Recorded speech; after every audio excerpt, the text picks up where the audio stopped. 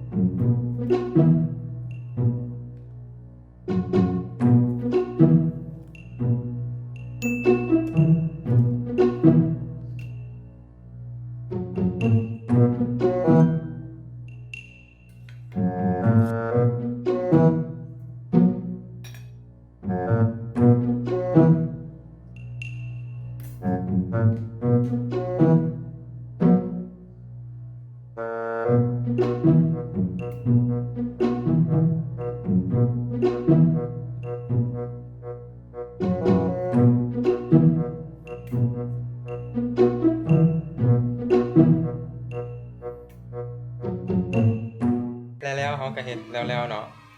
ซึ่งหน้าตาที่ออกมาก็ประมาณนี้มาชิมกันเลย